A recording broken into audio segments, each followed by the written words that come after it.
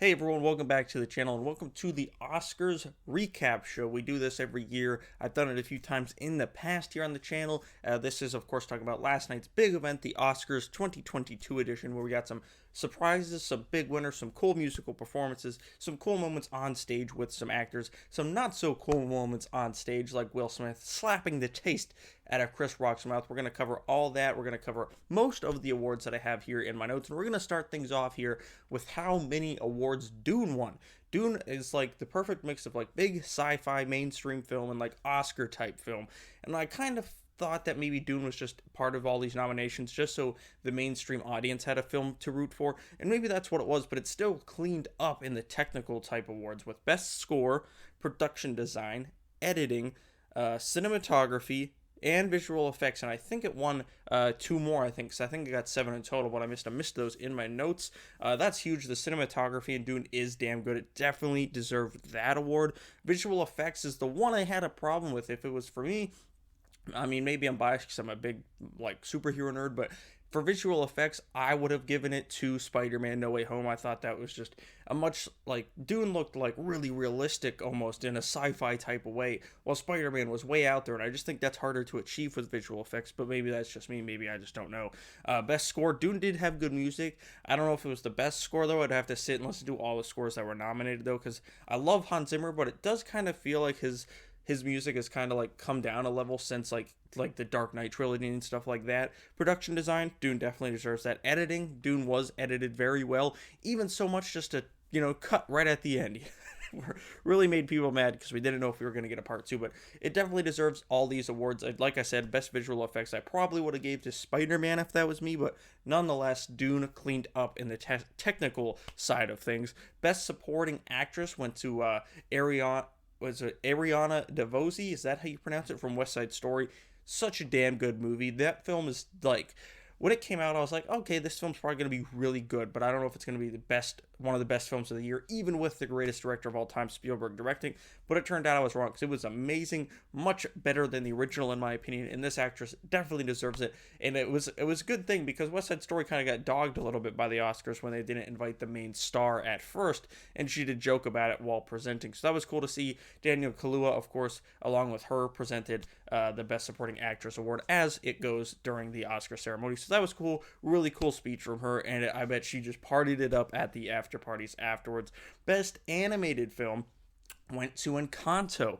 This is another one where I was really hoping for a different winner. I was really hoping for Raya and the Last Dragon to win, but unfortunately I feel like it came out too early in the year for people to really consider it, because the only films from this category I saw people discussing were Encanto and Mitchell's versus the Machines. Both great films, both really great, but neither of them just connected with me the same way Raya did. I thought that film was great. I thought it was like a cool Lord of the Rings, Game of Thrones type vibe, like mixed with like a Mulan for little kids, and I thought it was great. I thought it was better than Encanto and Mitchell versus the Machines, even though both those films are damn good as well. I wish it would have went to Raya, but Encanto scores the victory. One big win for Disney. Also, is it just me, or did every time I saw Bob Chapek in the crowd at the Oscars, I was like, ugh, and I was like, how many people in the audience with him just like want to go over and slap him Will Smith style? That's what I thought every time I saw him in the crowd. Every time I saw him, I just had like a bad, where every time I used to see Bob Iger at an event, I'd be like, wow, that guy's inspiring. Every time I see Bob Chapek, I'm just like, ugh, like it leaves a bad taste in my mouth, especially nowadays.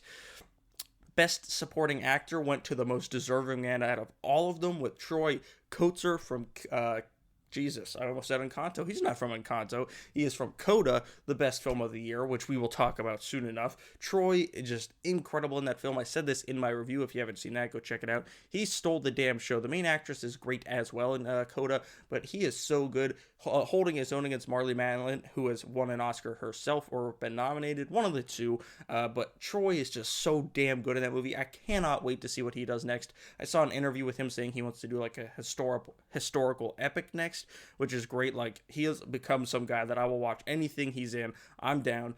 He's definitely deserving of this award and then some. Like, he's so damn good. His speech was funny, saying about how he tried to get Joe Biden to do dirty cursing sign language, and it was just he's such a fun guy. Like, I bet he's a blast to hang out with. He seems like such a fun-loving guy, and I cannot wait to see what he does next with his career after this big win.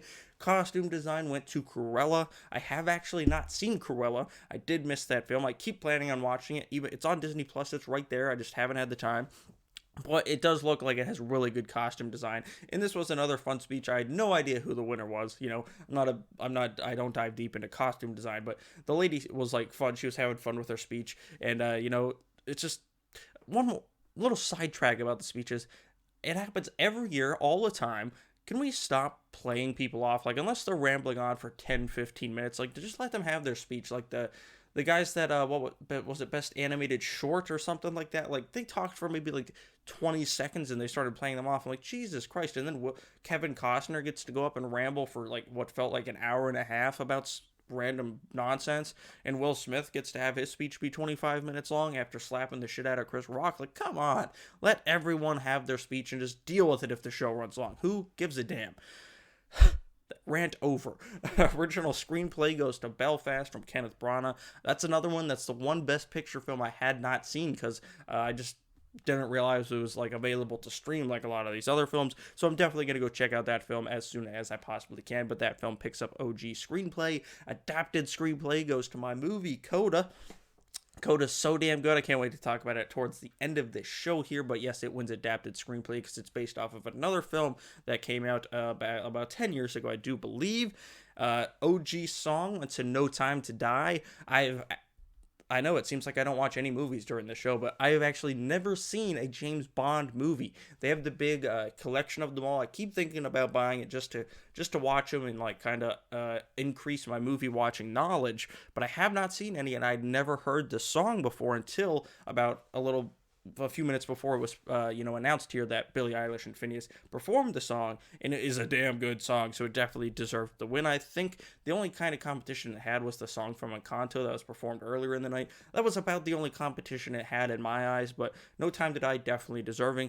Best Director went to Jane Campion for Power of the Dog. I did get to see Power of the Dog, and I thought it was damn good. One of my favorite films of last year. It was really cool. It was like a Western, but it was kind of, it wasn't like a murder mystery because that's not what I'm trying to say here, but it had like tension like overlaid on top of it. Like you knew something was boiling over, but like you were so focused on this pot over here boiling over, you didn't notice this one slowly simmering before it blows at the end of the movie. And it's just such a damn good movie with such damn good performances, hence why it got nominated for tons and tons of stuff. Jane Campion definitely deserved that award.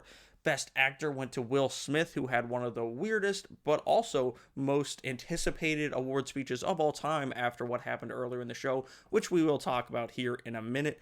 But look, I'll say this before I start talking about the other thing. I love Will Smith. I've looked up to Will Smith for a very long time. Will Smith is one of my favorite actors out there, from Fresh Prince, even his bad stuff. I like seeing him in it. Like After Earth, that movie sucks. Big piles of shit. But I do enjoy watching him in it. He's just so damn charismatic, and I'm glad he finally got a Best Actor award for King Richard too, because that film is incredibly good. Best Actress also went to a first-time winner who is more than deserving, Jessica Chastain, one of, if not the best actress working outside of Meryl Streep today.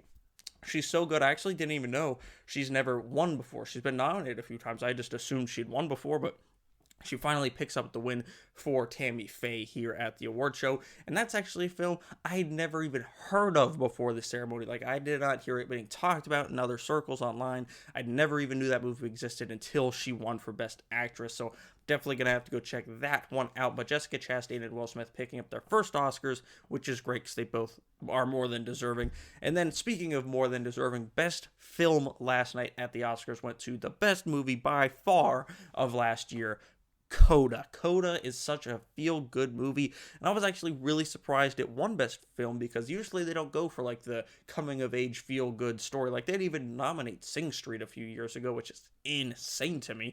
But CODA picks up the win. Everyone was shocked, but I was so damn happy because a lot of these, obviously, all these films are great on one wavelength or another, but CODA just hits different. Like, it's like WWE 2K22. CODA hits different. CODA is such a damn good movie. If you don't have Apple TV Plus, just do the free trial if you want, just to watch and experience CODA. It's so good. All the performances are amazing. I spoke on Troy Kotsur earlier and Marley Matlin, of course.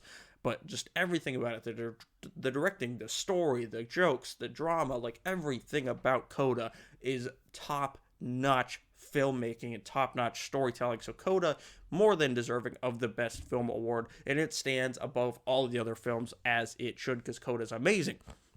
Now, I know some of you have listened to me ramble on for 10 and a half minutes now just to get to the Chris Rock and Will Smith stuff, so we're going to talk about that right now and where I stand on the issue.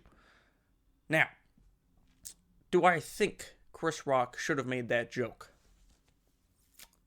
Yes, because comedians, I've always said, comedians should be able to say whatever they want. Like, don't be like don't be racist, and like, don't be a complete scumbag, but like, within the parameters of not being a complete shitty human being, go ahead and say whatever you want. If it doesn't work, it doesn't work. But, go ahead and try it out. Why not? That's the whole point of comedy clubs before specials, to try out material. And I think this joke landed. People in the audience laughed. Will Smith laughed. You can see the footage. Will Smith laughed at this Jada Smith joke. He laughed.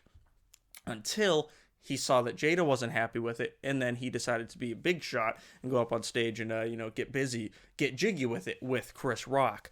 Do I think Will Smith should have slapped Chris Rock? No, I do not. I do not think, unless, Chris Rock comes down and slaps him or slaps Jada, no, then he shouldn't have slapped or put his hands on Chris Rock, and he's very fortunate Chris Rock doesn't want to press charges. But this, I think Will Smith, in his mind at the time, probably thought, this is going to make me look great standing up for my wife, in front of the public. And some people have said that online, that it made him look like a really good husband, which it did. But the thing is does Jada deserve it? Does she deserve it? Because, she's publicly clowned Will Smith in public several times.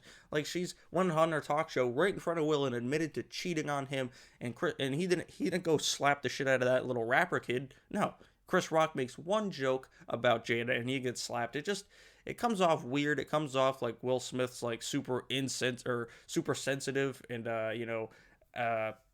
I don't know, sensitive and out of touch with stuff. It feels like he's a little too sensitive about his marriage. Maybe it's not as strong as he wants people to believe. So, he's like, oh, Jada, I'm going to stick up for you so you don't cheat on me again or something like that. I don't know.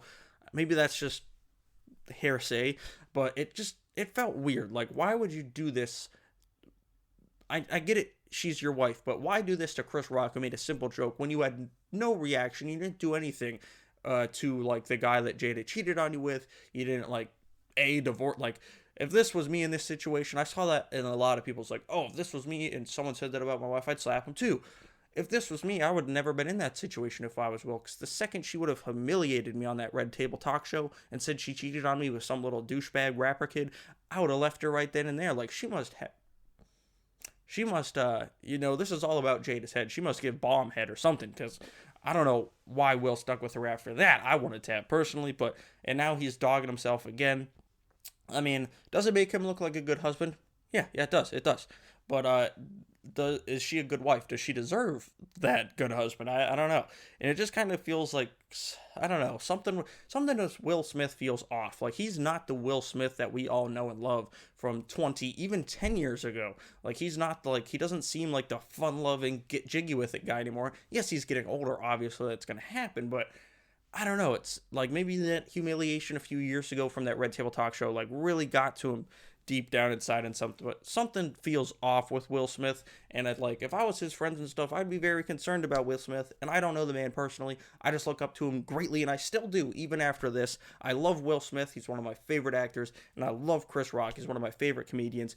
Chris Rock maybe shouldn't have made the joke, but Will Smith's reaction was so blown out of proportion that it wasn't handle it backstage. If you got beef, wait until after. Go to the Vanity Fair party or whatever and handle it there.